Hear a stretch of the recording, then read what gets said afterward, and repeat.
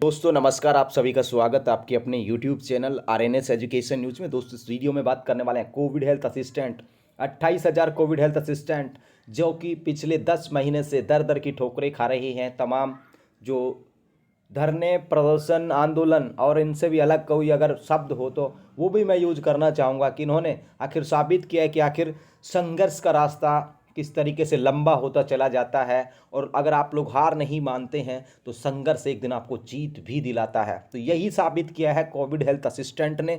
10 महीने हो चुके हैं।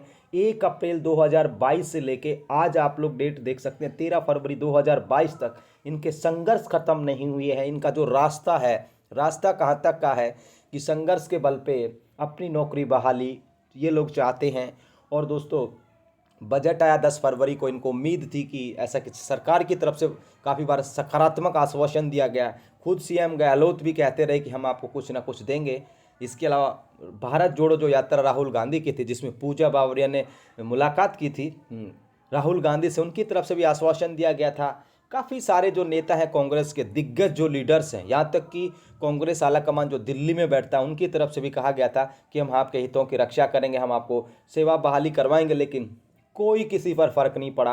और बजट में लगा था सीएचए अभ्यर्थियों को कि उनकी मांग पूरी की जाएगी, लेकिन बजट से भी निराशा हाथ लगी। उसके बाद क्या हुआ कि दोस्तों ये लोग पानी की टंकी पर चढ़ गए और पानी की टंकी पर 4 दिन हो गए लगभग इनको चढ़े हुए। लेकिन इससे पहले इन्होंने परसों के दिन जो है वार्ता की किससे, जो वित्त सचिव हैं उनसे, फाइनेंस सेक्रेटरी से।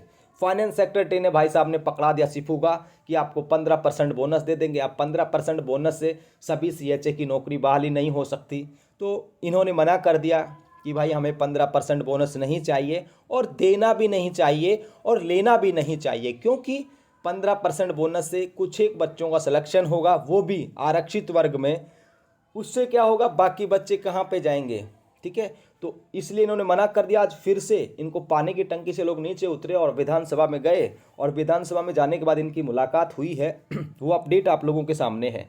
यहाँ पर देखिए कोविड स्वास्थ्य सहायकों के आंदोलन से जुड़ी खबर है, फर्स्ट इंडिया न्यूज़ की जानकारी। और सीएचए प्रतिनिधियों की विधानसभा में मंत्री राजेंद्र यादव जो कि कोटपुतली हमारे पास पड़ता है वहाँ से विधायक है, मंत्री हैं और सीएम गहलोत के करीबी भी हैं, गृह राज्य मंत्री भी हैं। तो इनसे वार्ता हुई सीएचए प्रतिनिधिमंडल की, जिसमें पूजा बावरिया और आशीष मीणा ये 2 सीएचए अभ्यर्थी हैं। इनके साथ और कौन थे इसमें इतना नहीं बताया गया है, लेकिन पूजा बावरिया और आशीष मीणा जो कि काफ़ी समय से ये इन आंदोलन को लीड कर रहे हैं। मैं पिछले 4-5 महीनों से नोट कर रहा हूँ, हालांकि इससे पहले से भी ये लोग आंदोलन कर रहे हैं, लेकिन 4-5 महीनों से इन लोगों ने बेसिकली क्या है, पूरे जोर शोर से ये लोग आगे आते रहे हैं। इनको तो राहुल गांधी की भारत जोड़ो यात्रा में भी देखा गया था, पूजा बावरिया को तो, आशीष मीणा को भी। तो ये लोग लगातार संघर्ष कर रहे हैं। इनकी मुलाकात हुई है और यहाँ पर देखिए दोस्तों, ये देखिए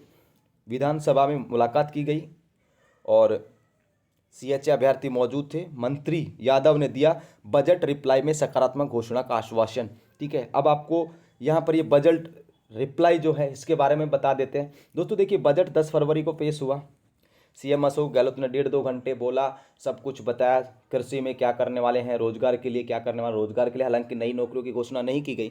लेकिन दोस्तों बजट आया, बजट के बाद से आज से विधानसभा चल रही है। ठीक है, तो जो बजट में घोषणाएं की गई ना उसका रिप्लाई का तो आप हिंदी समझते होंगे, उत्तर। ठीक है ना, तो इन्होंने कहा है कि जो बजट में जो रिप्लाई हम लोग करेंगे, यानी कि सर विपक्ष सवाल पूछ सकता है, विधायक सवाल पूछ सकते हैं, सरकार उसका जवाब देगी।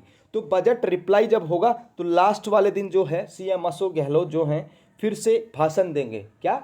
रिप्लाई भाषण, प्रत्युत्तर जो है वो भाषण देंगे बजट पर।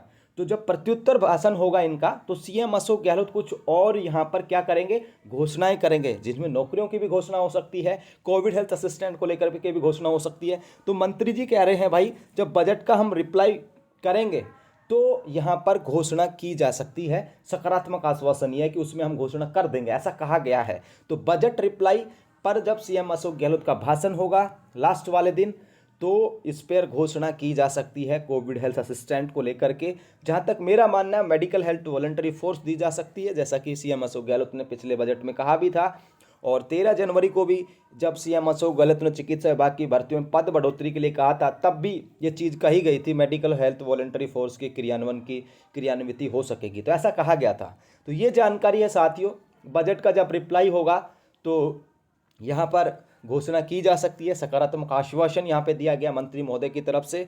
अब देखने वाली बात यह है कि बहुत जल्दी ये चीज़ें पता चल जाएंगी कि ये भी गोली थी या फिर हथगोला था, वो तो वक्त बता देगा। लेकिन दोस्तों, सरकार अब स्टाम्प पेपर पर तो लिख के दे नहीं सकती, क्योंकि जब सारी चीज़ें वार्ताओं के बीच चलती हैं, वार्ताओं में आश्वासन से ही मिलते हैं। कई बार आश्वासन पूरे हो जाते हैं, कई बार आश्वासन बहुत लंबे भी हो जाते हैं, जो कभी लम्हे बीतते नहीं उन आश्वासनों के, तो ऐसा भी हो जाता है। लेकिन आप लोग पॉजिटिव वे में रहिए। तमाम साथियों को मैं सैल्यूट करूंगा जो कोविड हेल्थ असिस्टेंट अपने हकों की लड़ाई लड़ रहे हैं।